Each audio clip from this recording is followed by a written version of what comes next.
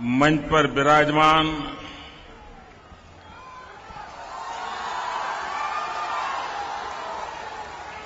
श्रीमान Vellappally Natesan, Shri Neelkanth master, Shri TV बाबू, मंच पर विराजमान सभी महानुभाव,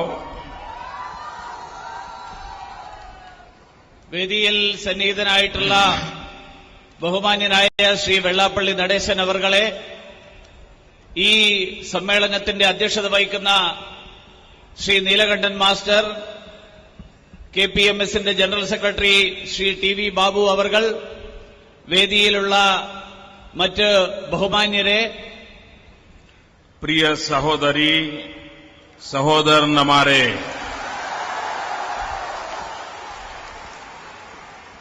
नुरु कोलम मुंबो इते मातिरी लक्षा कणाकिनु आलुगल पंकेडुत्ता ओरु पुलयर सम्मेलनम साधिक्यो मायरुनिल्ला पक्षे इनु अतु संभविच्छु इतु स्वतंत्र भारत तिंडे ओरु प्रतिगमाणु ഇന്ത്യയുടെ സംവിധാനം ഇതിനു വിജയൊരുക്കി ഈ അവസരത്തിൽ മഹാത്മാഗാന്ധിയോടു മഹാത്മാ അയ്യങ്കാളി വരെ എല്ലാ നേതാക്കളെയും നമ്മൾ സ്മരിക്കുന്നു. ഈ കായൽ സമ്മേളനത്തിനു അതിന്റെ ആശയങ്ങൾക്കും അതിന്റെ വിജയത്തിനും ജ്ഞാന അഭിനന്ദനങ്ങൾ നേരുന്നു.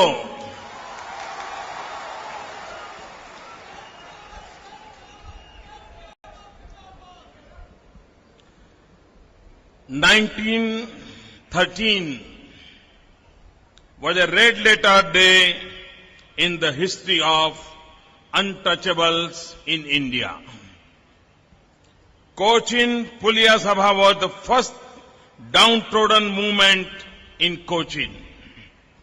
Mahatma Ayyankali in Travancore and Pandit Karuppan led the social revolution. Casteism forced conversion. Evil caste practices and cruel exploitation of downtrodden people had reached its peak. Condition of these people was worse than animals. 100 years back, Kayal Sammelanam was not allowed to take on land due to opposition of higher castes. So the first Sammelan had to take place by tying hundreds of boards to form a platform and dais. Friends, this is a historical moment for any movement. It shows the determination, willpower and commitment of leaders like Pandit Karuppan. One can imagine the extent to which untouchability was practiced and level of people feelings and sufferings. 1913 രാജ്യത്തിലെ പിന്നോക്ക ജനവിഭാഗങ്ങളെ സംബന്ധിച്ചിടത്തോളം സുവർണ ലിപികളിൽ എഴുതപ്പെടേണ്ട വർഷമാണ്. കൊച്ചിയിലെ പുലയ സമുദായത്തിന്റെ സംഘടനയായിരുന്ന കൊച്ചി പുലയ സമാജം, ആ കൊച്ചി പുലയ സമാജത്തിന് നേതൃത്വം നൽകിക്കൊണ്ട് പണ്ഡിറ്റ് കറുപ്പനും മഹാത്മാ അയ്യങ്കാളിയും പോലെയുള്ള ആളുകൾ നടത്തിയിട്ടുള്ള പരിശ്രമങ്ങൾ, പിന്നോക്ക ജനവിഭാഗങ്ങളെ സമൂഹത്തിന്റെ എല്ലാ മേഖലകളിൽ നിന്നും അകറ്റി നിർത്താൻ വേണ്ടി നടത്തിയ ശ്രമങ്ങൾ, ആ ശ്രമങ്ങൾക്കെതിരായിട്ട് തിരുവിതാംകൂറിലെ പിന്നോക്ക ജനവിഭാഗങ്ങളെ, പട്ടികജാതി വിഭാഗങ്ങളെ സംഘടിപ്പിച്ചുകൊണ്ട് 100 വർഷങ്ങൾക്ക് മുൻപ് സമ്മേളനം നടത്താൻ ഭൂമിയിൽ അവസരം ലഭിക്കാതിരുന്നപ്പോൾ ഈ നാട്ടിൽ കരയിൽ സമ്മേളനം നടത്താൻ ഈ നാട്ടിലെ ഉന്നത കുലജാതരെന്ന് പറയപ്പെടുന്ന ആളുകൾ നടത്തിയിട്ടുള്ള ശ്രമങ്ങളുടെ ഫലമായിട്ട് അത് നിഷേധിക്കപ്പെട്ടപ്പോ ആ അവകാശം നേടിയെടുക്കാനായിട്ട് കൊച്ചി കായലിൽ 100 കണക്കിന് വള്ളങ്ങൾ കൂട്ടിയോജിപ്പിച്ചുകൊണ്ട് അതിന്റെ മുകളിൽ പലക നിരത്തി സമ്മേളനം നടത്തിയ ചരിത്രം, ആ ചരിത്രത്തിന്റെ 100 വർഷമാണ് ഇന്ന് ഈ സന്ദർഭത്തിൽ നമ്മൾ ആഘോഷിക്കുന്നത്. भाइयों बहनों, हम पिछली शताब्दी की ओर देखें तो हिंदुस्तान में ज्यादातर महापुरुष, समाज सुधारक, समाज सेवक, बड़े बड़े महात्मा वो या तो पिछड़ी जाति में पैदा हुए हैं या दलित, पीड़ित, शोषित समाज में पैदा हुए हैं या उन्होंने अपना जीवन उनकी सेवा में खपाया है. കഴിഞ്ഞ നൂറ്റാണ്ടിനെ കുറിച്ച് നമ്മൾ വിശകലനം ചെയ്യുമ്പോൾ ഈ നാട്ടിൽ മാറ്റങ്ങൾ ഉണ്ടാക്കിയിട്ടുള്ള ആളുകൾ അവരൊന്നുകിൽ ഏറ്റവും പിന്നോക്ക വിഭാഗത്തിൽ ജനിച്ചവരാണ്, അല്ലെങ്കിൽ അവർ ഏറ്റവും അധകൃത വിഭാഗത്തിൽ ജനിച്ചവരാണ്, അല്ലെങ്കിൽ അവർ ഈ വിഭാഗങ്ങൾക്ക് വേണ്ടിയിട്ട് സ്വന്തം ജീവൻ ഉഴിഞ്ഞുവെച്ചവരാണ്. महात्मा आयंकले, महात्मा गांधी, चतांबी, स्वामीकल, डॉक्टर अंबेडकर, महात्मा फूले, पूज्य नारायण गुरु, स्वामी दयानंद सरस्वती, ये सारे नाम, इन सबने एक ऊंचाई से समाज की बुराइयों को दूर कर करके समाज को शक्ति देने के लिए अपने आप को खपा दिया था. മഹാത്മാ അയ്യങ്കാളിയും മഹാത്മാ ഗാന്ധിജിയും കേരളത്തില് ശ്രീനാരായണ ഗുരുദേവനും മഹാരാഷ്ട്രയിലെ മഹാത്മാ ഫുലെയും ദയാനന്ദ സരസ്വതി തൊട്ടുള്ള നിരവധി മഹാത്മാക്കള് അവര് ഈ ഒരു ഉദ്ദേശത്തോടുകൂടിയാണ് ഈ നാട്ടിൽ പ്രവർത്തിച്ചിരുന്നത്. नटेशन जी कह रहे थे कि इस कार्ड में कोचीन के मेयर का नाम लिखा है लेकिन वो नहीं आए. भाइयों बहनों, मैं आज भी अनटचेबिलिटी का शिकार होता रहा हूं. വെള്ളാപ്പള്ളി നടേശൻ ഇവിടെ സംസാരിച്ചപ്പോൾ സൂചിപ്പിച്ചു, ചില ആളുകളുടെ പേരുകള് നരേന്ദ്രമോദിയുടെ പേര് ക്ഷണപത്രികയിൽ അച്ചടിച്ചാൽ വേദിയിൽ വരാൻ മടിച്ചു നിൽക്കുന്നവരാണ്. കൊച്ചിയിലെ പ്രഥമ പൌരൻ അങ്ങനെയുള്ള ഒരാളാണ്. ഇന്നും ശ്രീ നരേന്ദ്രമോദി ഈ തൊട്ടുകൂടായ്മയുടെ ഇരയായിട്ട് ഇന്നും ഈ സമൂഹത്തിൽ ജീവിച്ചുകൊണ്ടിരിക്കുകയാണ്.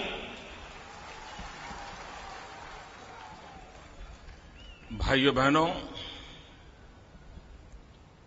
मैं बहुत साफ देख रहा हूं और बड़े नम्रता से कहना चाहता हूं, बड़े आत्मविश्वास से कहना चाहता हूं कि आजादी के 60 साल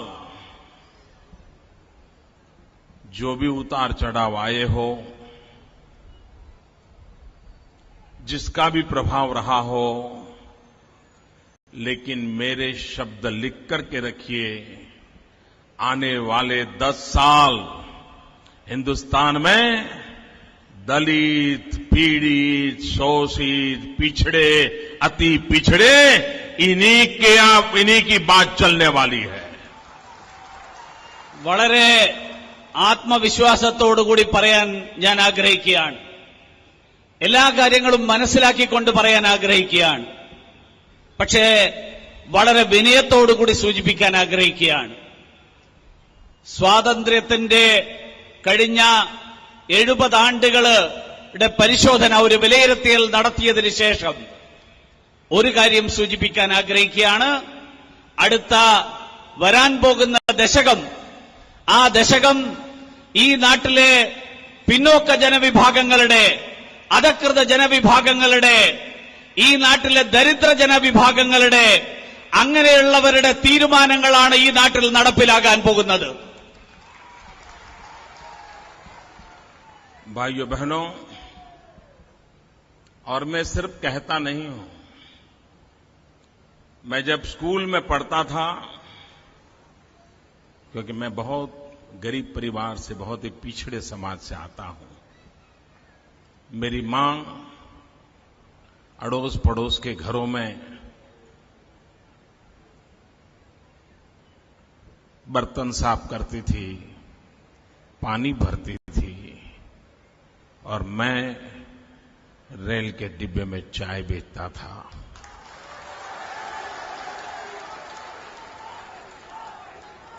ഇത് ഞാൻ വെറുതെ പറയുകയല്ല. ഞാൻ ചെറുപ്പത്തില് എന്റെ അമ്മ അടുത്തുള്ള വീട്ടുകളിൽ പാത്രം കഴുകാനും വീട്ടുജോലികളിൽ ചെയ്യാനും വേണ്ടി പോയിരുന്ന ഒരു സ്ത്രീയായിരുന്നു. തീവണ്ടി ആഫീസിൽ ആ കാലത്ത് ചായ വിറ്റാണ് ഞാൻ കുടുംബത്തിന് വേണ്ടിയിട്ട് ജീവിച്ചിരുന്നത്. उस बचपन में स्कूल में मैं एक ड्रामा किया करता था, एक मोनो एक्टिंग करता था. उसका नाम था पीला फूल. और वो मोनो एक्टिंग पूरी की पूरी अनटचेबिलिटी के खिलाफ मेरे मन की भावनाओं को प्रकट करती थी, और समाज के खिलाफ मैं स्कूल की उम्र में लड़ाई लड़ता था. സ്കൂളിൽ പഠിച്ചുകൊണ്ടിരുന്ന കാലത്ത്, ആ കാലത്തൊരു നാടകം രചിച്ചുകൊണ്ട് സ്കൂളിലെ കലാപരിപാടികളിൽ ഏകാഭിനയം നടത്തിക്കൊണ്ട് ഈ തൊട്ടുകൂടായ്മക്കെതിരായിട്ട് പ്രതികരിക്കാനുള്ള സ്വഭാവം, അത് ആ കാലത്ത് തന്നെ പ്രകടിപ്പിക്കാൻ ഞാൻ ശ്രമിച്ചിരുന്നു. जब मैं मुख्यमंत्री बना तो मुख्यमंत्री के बंगले में मुझे रहने के लिए जाना था. तो हमारे देश में परंपरा है, इस प्रकार से जाते हैं तो पहले पूजा करते हैं, वास्तु करते हैं. मुझे हमारे सरकारी अधिकारियों ने पूछा कि मोदी जी, आप मुख्यमंत्री बंगले में जाने वाले हैं, तो उसके पहले कोई पूजा वूजा कुछ हो जाए तो अच्छा होगा. मैंने उनसे कहा, एक काम करो, सरकार में शेड्यूल कास्ट का जो प्यून हो और जो सीनियर हो, उसको अगर घर में बेटी हो तो उस बेटी के कहो कि मेरे घर में जाकर के वो पूजा करे, कलश रखे, और उसके बाद मैं उस घर में रहने जाऊंगा. മുഖ്യമന്ത്രിയായപ്പോ മുഖ്യമന്ത്രിയുടെ ഔദ്യോഗിക വസതിയിൽ താമസം ആരംഭിക്കാൻ, അതിനുവേണ്ടിയിട്ടുള്ള ചടങ്ങുകളുടെ കാര്യത്തിൽ ഉദ്യോഗസ്ഥന്മാർ പറഞ്ഞു, നമ്മുടെ നാട്ടിലെ സാധാരണ രീതി അനുസരിച്ച് അവിടെ ഒരു പൂജ നടത്തണം. ആരെയാണ് പൂജ നടത്താൻ വിളിക്കേണ്ടത്? അവരോട് ഞാൻ പറഞ്ഞു, ഗുജറാത്ത് സർക്കാരിലെ ഏറ്റവും പ്രായം ചെന്ന പട്ടികജാതി വിഭാഗത്തിൽപ്പെടുന്ന പ്യൂണായിട്ടുള്ള ഒരാളെ കണ്ടെത്തണം. അങ്ങനെയുള്ള ആരെങ്കിലും ഉണ്ടെങ്കിൽ ഏറ്റവും സീനിയർ ആയിട്ടുള്ള, ഏറ്റവും മുതിർന്ന, ഏറ്റവും പ്രായം ചെന്ന ആ പ്യൂണിന് അദ്ദേഹത്തിന്റെ മകൾ, ആ മകളാണ് എന്റെ മുഖ്യമന്ത്രി എന്നുള്ള നിലയിലുള്ള ഔദ്യോഗിക വസതിയിൽ പൂജ നടത്തി അവിടുത്തെ ഔദ്യോഗികമായിട്ടുള്ള പ്രവേശനത്തിന്റെ ചടങ്ങുകൾ നിർവഹിക്കേണ്ടത്. അതിനുശേഷമാണ് ഞാൻ ആ വീട്ടിൽ ഔദ്യോഗിക വസതിയിൽ പ്രവേശിച്ചത്. भाइयों बहनों, आपको जानकर के खुशी होगी, अभी हमारे गुजरात से राज्यसभा का चुनाव था. भारतीय जनता पार्टी ने किसको भेजा?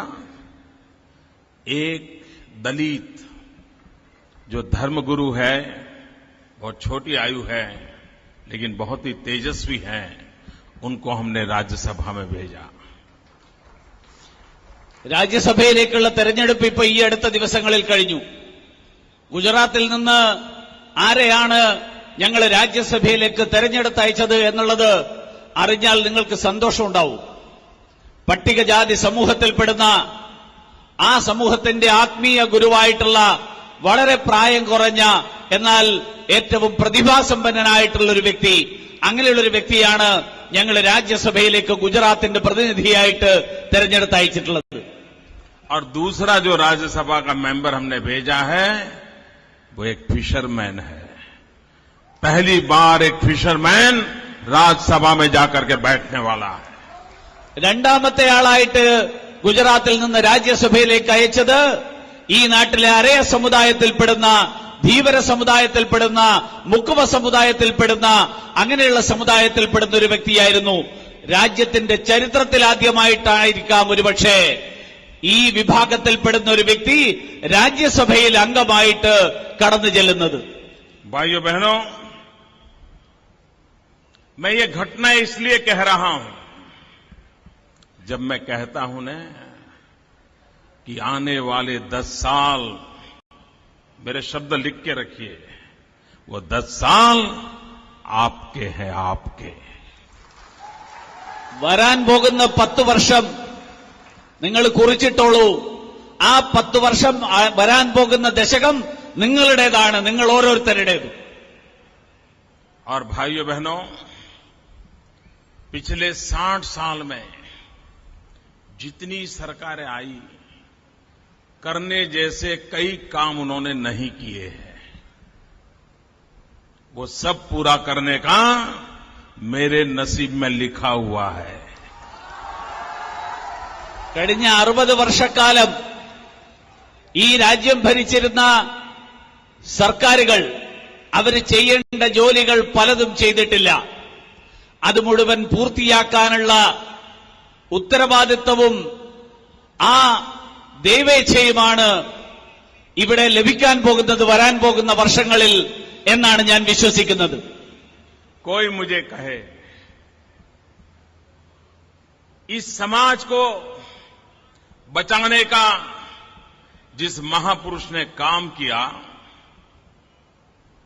एक प्रकार से देश को बचाने का काम किया था, वो महात्मा अयंगली का स्मारक होना चाहिए कि नहीं होना चाहिए?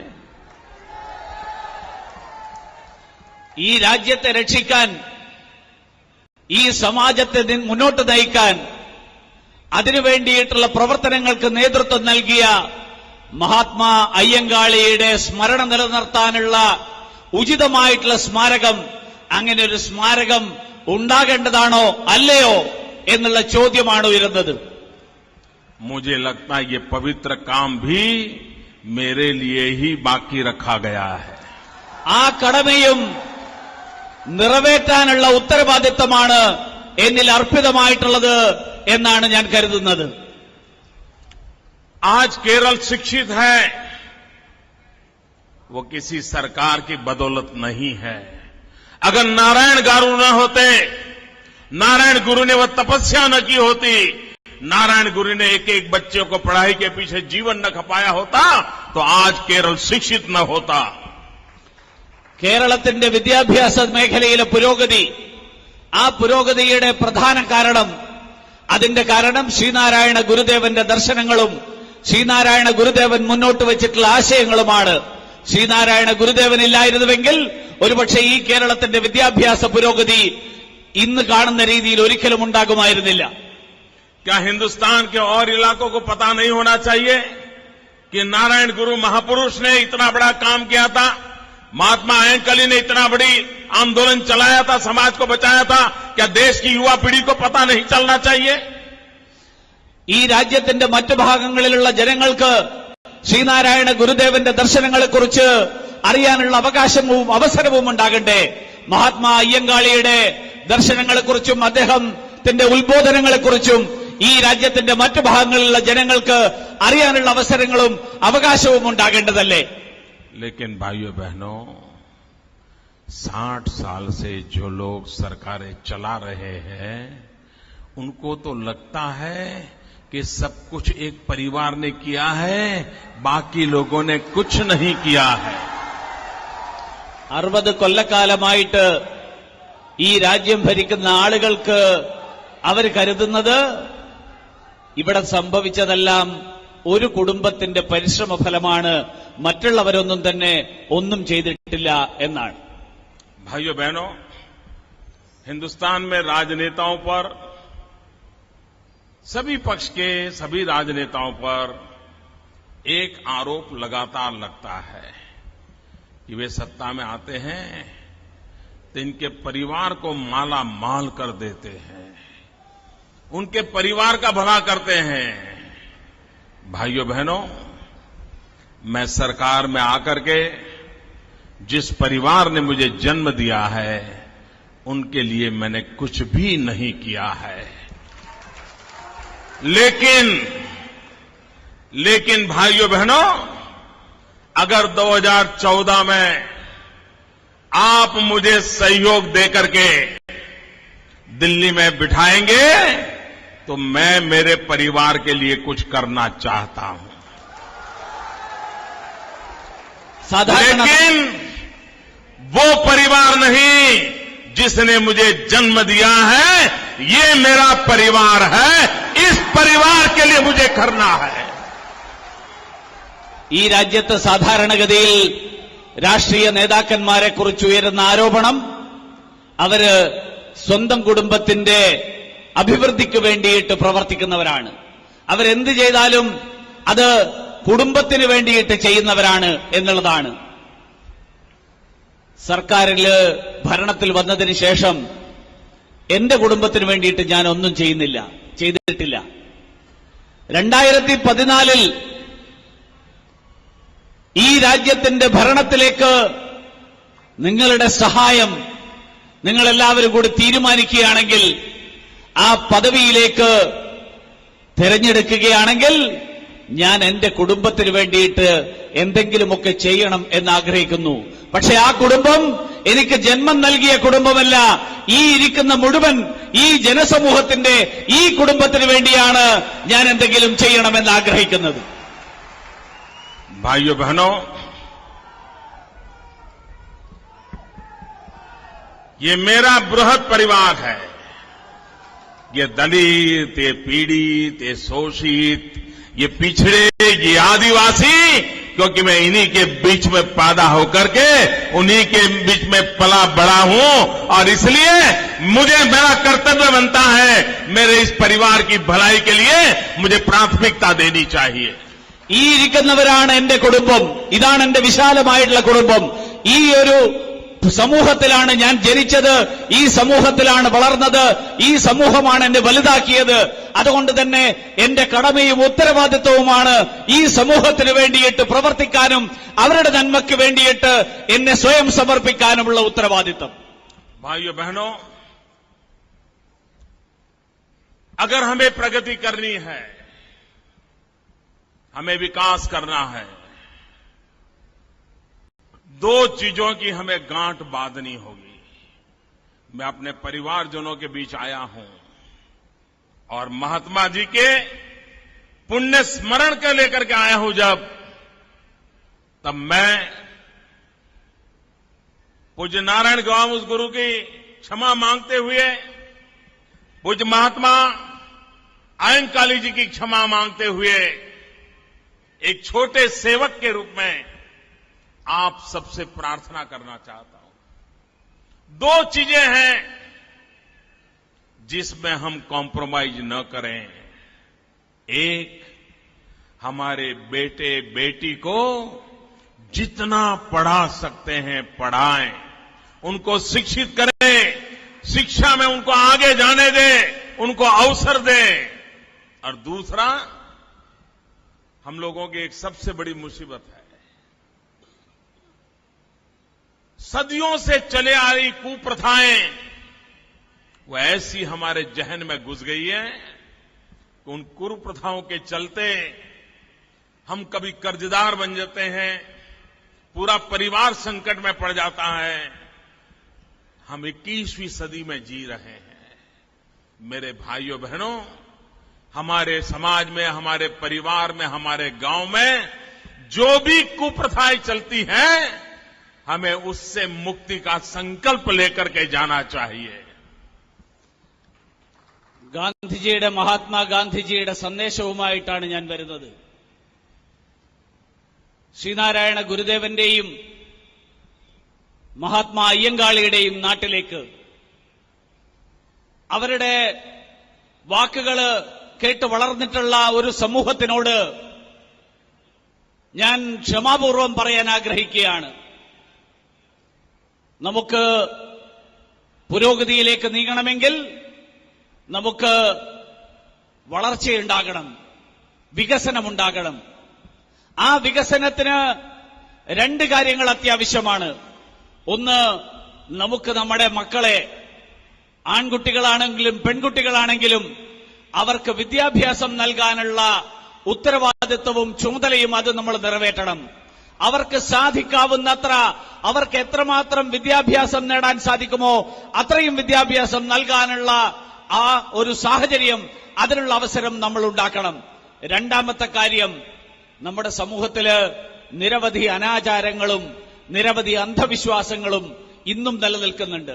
ആ അനാചാരങ്ങളിൽ നിന്നും അന്ധവിശ്വാസങ്ങളിൽ നിന്നും തലമുറയായിട്ട് കൈമാറിക്കൊണ്ടിരിക്കുന്ന ഈ അനാചാരങ്ങളിൽ നിന്നും മുക്തരാകാൻ വേണ്ടിയിട്ടുള്ള പരിശ്രമം, ആ പരിശ്രമവും നമുക്ക് നടത്തേണ്ടതുണ്ട്. भाइयों बहनों, पूज्य बाबा साहब आंबेडकर ने हम सबको कहा था, 3 चीजें कही थी. उन तीनों बातों का आज भी महत्व है. उन्होंने कहा था, शिक्षित बनो, संगठित बनो, संघर्ष करो. ബാബാ സാഹേബ് അംബേദ്കർ ഈ രാജ്യത്തിന്റെ ഭരണഘടനാ ശില്പി, അദ്ദേഹം നമുക്ക് നൽകിയ സന്ദേശം, ആ സന്ദേശത്തിന് ഇന്നും അങ്ങേയറ്റത്തെ പ്രസക്തിയുണ്ട്. അദ്ദേഹം പറഞ്ഞു, വിദ്യാഭ്യാസം നേടൂ, സംഘടിക്കൂ, പോരാടൂ. ഈ 3 ഉദ്ബോധനങ്ങളാണ് ബാബാ സാഹേബ് അംബേദ്കർ നമുക്ക് നൽകിയത്. വിദ്യാഭ്യാസം നേടാനും സംഘടിക്കാനും പോരാട്ടം നടത്താനുമുള്ള ആ സന്ദേശത്തിന് ഇന്നും അങ്ങേയറ്റത്തെ പ്രസക്തിയുണ്ട്. भाइयों बहनों, अब हम न्याय के लिए भीख नहीं मांगेंगे. न्याय ये हमारा अधिकार है. നമുക്ക് നീതിക്ക് വേണ്ടിയിട്ട് യാചിക്കാൻ ഇനി സമയമില്ല. കാരണം നീതി എന്നുള്ളത് നമ്മുടെ അവകാശമാണ്. भाइयों बहनों, वोट बैंक की राजनीति में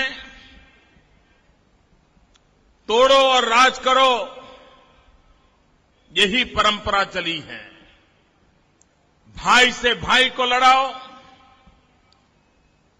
गांव को शहर से लड़ाओ, जाति बिरादरी के बीच में झगड़े कराओ, एक दूसरे के खिलाफ लड़ाते रहो और अपनी कुर्सी बचाए रखो.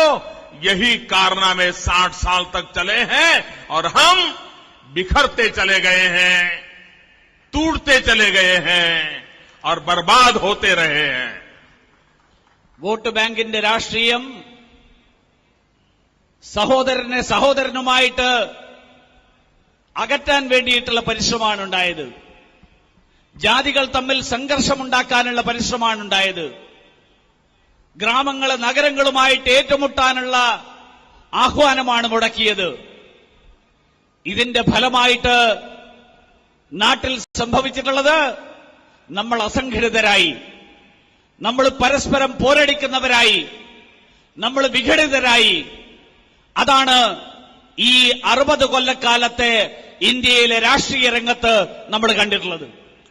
ये वोट बैंक की राजनीति करने वाले लोग जहर की खेती करने में माहिर है. വോട്ട് ബാങ്ക് രാഷ്ട്രീയം നടത്തുന്നവർ വിഷത്തിന്റെ കൃഷിക്കാരാണ്. ആ കൃഷിയാണ് അവർ നടത്തിക്കൊണ്ടിരിക്കുന്നത്. ये रंगनाथ मिश्रा कमीशन वो जहर की खेती करने का काम करने के लिए लगाया गया है। രംഗനാഥ മിശ്ര കമ്മീഷൻ എന്നുള്ളത് ഇതേപോലെ വിഷവിത്തുക്കളെ ഉൽപ്പാദിപ്പിക്കാൻ വേണ്ടിയിട്ടുള്ള അതിനുവേണ്ടിയിട്ടുള്ള പരിശ്രമത്തിന്റെ ഭാഗമായിട്ടാണ് സൃഷ്ടിക്കപ്പെട്ടിട്ടുള്ളത്. बाबा साहब आम्बेडकर ने आपको जो हक दिलवाए हैं, हम सबको जो हक दिलवाए हैं, उसको लूटने का षड्यंत्र हो रहा है. ബാബാ സാഹേബ് അംബേദ്കർ നൽകിയിട്ടുള്ള ഭരണഘടനാദത്തമായിട്ടുള്ള അവകാശം, ആ അവകാശത്തെ കവർന്നെടുക്കാനുള്ള ശ്രമമാണ് ഇന്ന് ചില ആളുകൾ രംഗനാഥ മിശ്ര കമ്മീഷൻ റിപ്പോർട്ടിലൂടെ നടത്തിക്കൊണ്ടിരിക്കുന്നത്. बाबा साहब आम्बेडकर ने हमें जो दिया है, वो सिर्फ बाबा साहब आम्बेडकर ही वापस ले सकते हैं और किसी को वापस लेने का अधिकार नहीं है. ബാബാ സാഹേബ് അംബേദ്കർ നൽകിയത് തിരിച്ചെടുക്കാനുള്ള അവകാശം അദ്ദേഹത്തിന് മാത്രമുള്ളതാണ്. മറ്റാർക്കും അത് നൽകാൻ, അത് തിരിച്ചെടുക്കാനുള്ള അവകാശമില്ല. और इसलिए भाइयों बहनों, ये रंगनाथ मिश्रा कमीशन हम दलित पीड़ित शोषितों के बीच में एक जहर की खेती करने वाला पाप कर हो रहा है. ഈ രംഗനാഥ മിശ്ര കമ്മീഷൻ ഈ നാട്ടിൽ വിഷവിത്തുക്കൾ ഉൽപ്പാദിപ്പിക്കാൻ വേണ്ടിയിട്ടുള്ള പരിശ്രമം, ജനങ്ങളെ വിഭജിക്കാൻ വേണ്ടിയിട്ടുള്ള പരിശ്രമം, അതിന്റെ ഭാഗമായിട്ടുള്ളതാണ്. 100 दिन के बाद दिल्ली में सरकार बदल जाएगी और नई सरकार ये जहर की खेती करने वालों को विदाई करेगी और जहर की खेती न हो, देश में अमृत की खेती हो, भाईचारे की खेती हो, सद्भावना की खेती हो, एकता की खेती हो. हम मिलकर के भारत माता को महान बनाए, ये सपने लेकर के आगे चलना चाहते हैं. 100 ദിവസങ്ങൾക്ക് ശേഷം ഡൽഹിയില് ഭരണത്തിന്റെ മാറ്റം സംഭവിക്കാൻ പോവുകയാണ്. ആ ഡൽഹിയിലെ ഭരണമാറ്റം കഴിഞ്ഞാൽ യാതൊരു സംശയവും വേണ്ട, ഈ വിഷവിത്തുക്കൾ ഉൽപ്പാദിപ്പിക്കുന്ന ഈ സാഹചര്യം മാറാൻ പോവുകയാണ്. ഇവിടെ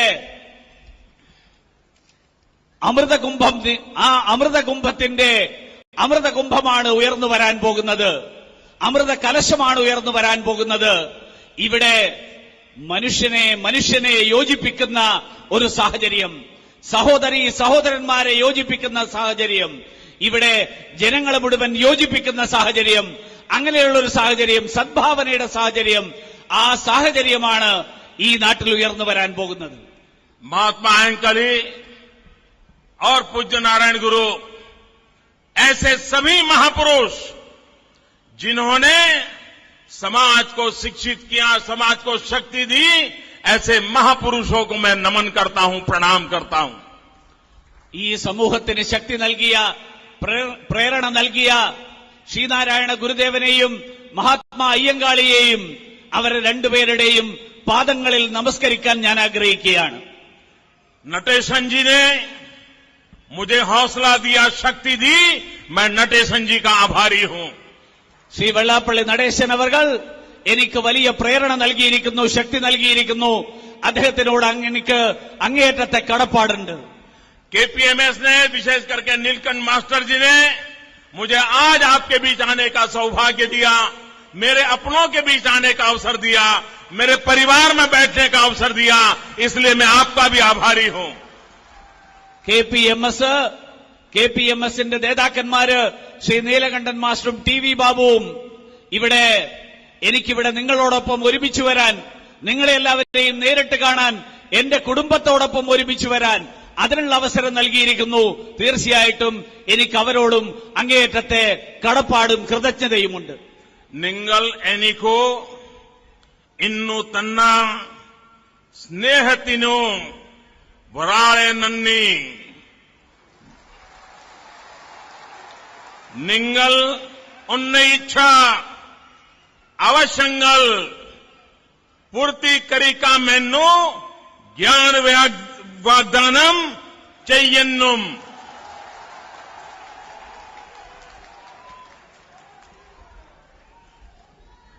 बहुत बहुत धन्यवाद.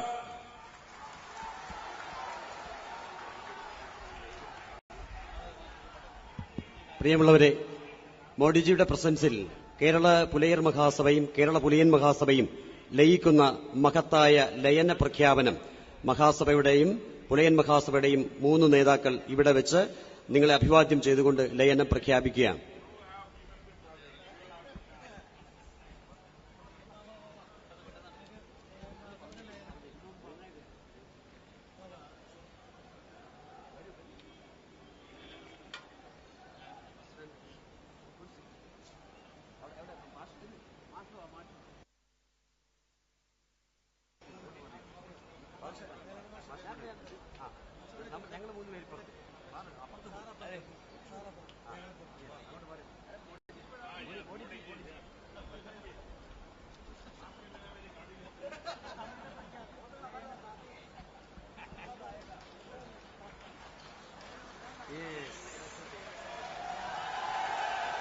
KPMSും പുലയൻ മഹാസഭയുമായുള്ള ലയനം ഇതാ നിങ്ങളുടെ മുമ്പാകെ സാക്ഷ്യപ്പെടുത്തുന്നു.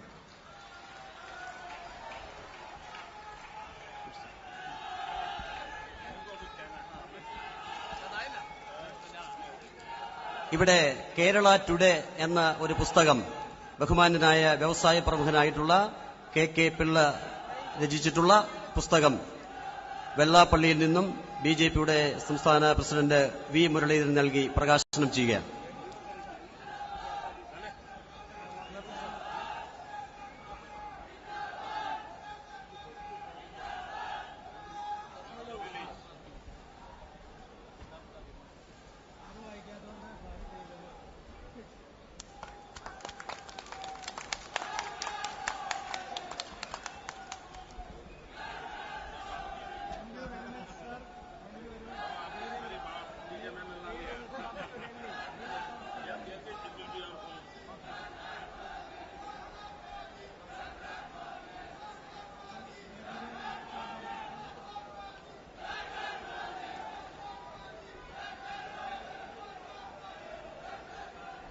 പ്രിയമുള്ളവരെ, സമ്മേളന നടപടി തുടരുകയാണ്.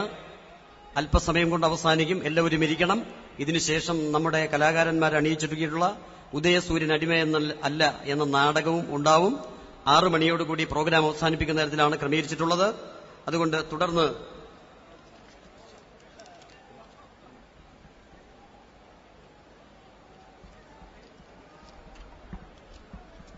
തുടർന്ന് അഭിവാദ്യങ്ങൾ അറിയിക്കുന്നതിന് ഡോക്ടർ ഗോപിനാഥ് പനങ്ങാടിനെ ക്ഷണിക്കുന്നു.